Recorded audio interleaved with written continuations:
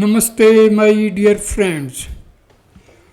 Onam is a very famous and holy festival of Kerala state. It is a very sacred festival for Hindus. Like most Hindu festivals, Onam is a time of celebration and reflection.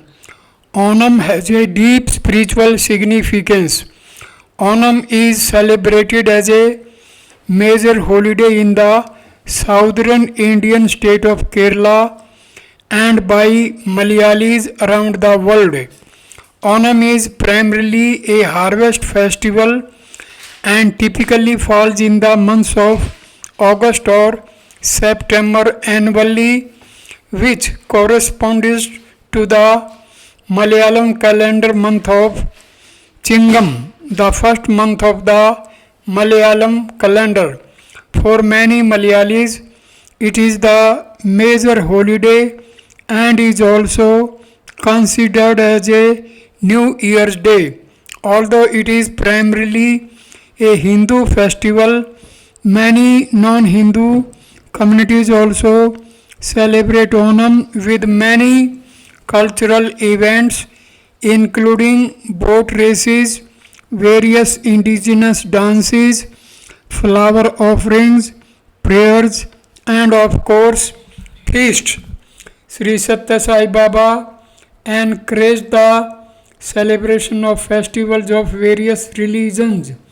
Swami emphasized the spiritual significance of these festivals in his discourses on numerous occasions.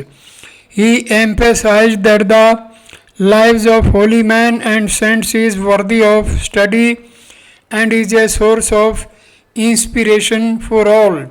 Swami also taught that all spiritual paths lead to the one God, but the path of devotion and dedication to serve God is the best path for most people to realize their innate divinity.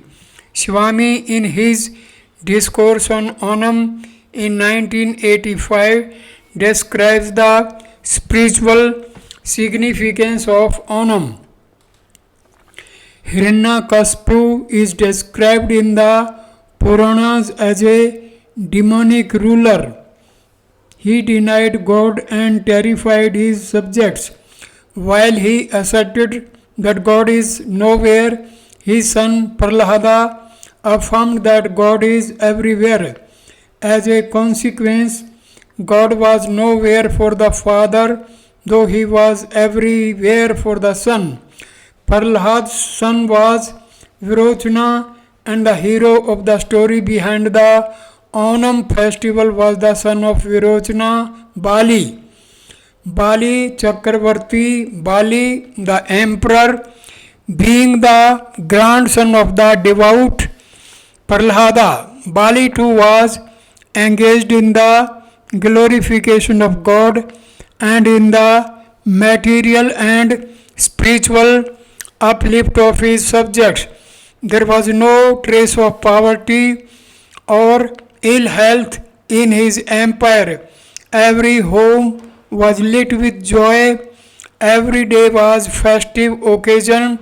He decided to celebrate an elaborate sacrificial rite called Visuvjit, which would propitiate the gods so much that with their blessings he could extend his beneficent rule over the entire world.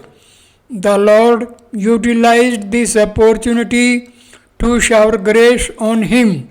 He incarnated as Ramana and proceeded to the sacrificial altar in the form of a mendicant student just initiated into spiritual life.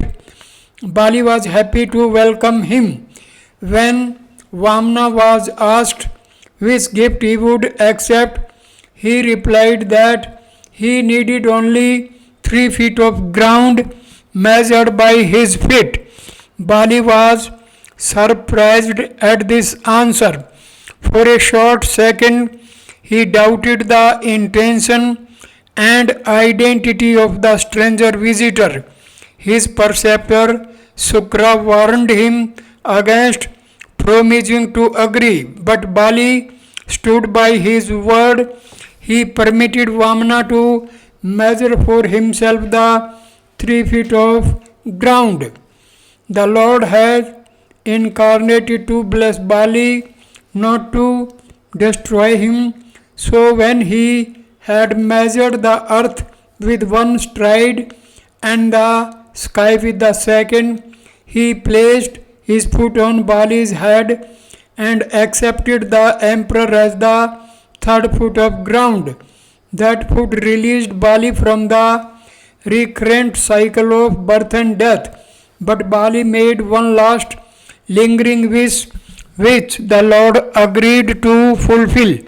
He prayed, "Allow me to come to the Kerala I ruled over one day in the year so that I can see people I love and the land I cherish in my heart."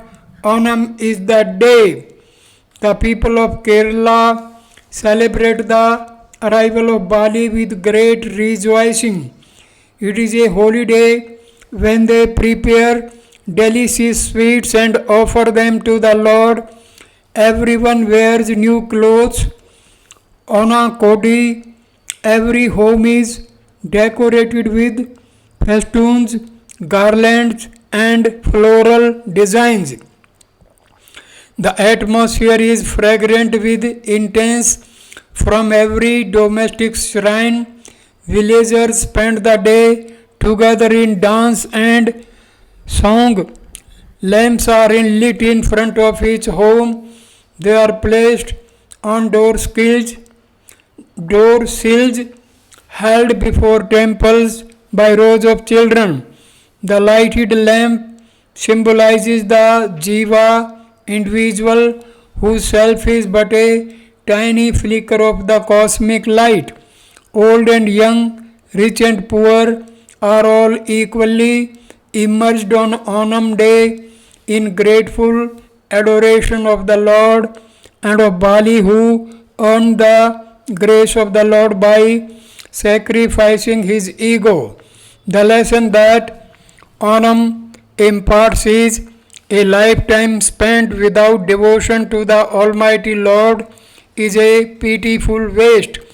Ridding oneself of identification with the body and its adjuncts, one must involve oneself with the spirit. This alone can reveal to him his reality, the Atma. Once the Atmic core of oneself is contracted, it needs only one step more to discover that all else have the same Atma as their reality. Thus, man becomes aware of the unity that is the truth, that is God. Emperor Bali, who is welcomed into their hearts and home by the people of Kerala on Onam Day, had unwavering faith in God. He served his subjects as if he was commissioned by God Narayana.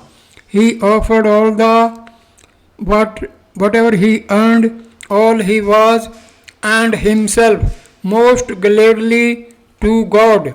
He overcame the clouds of ignorance and rose to the heights of supreme wisdom.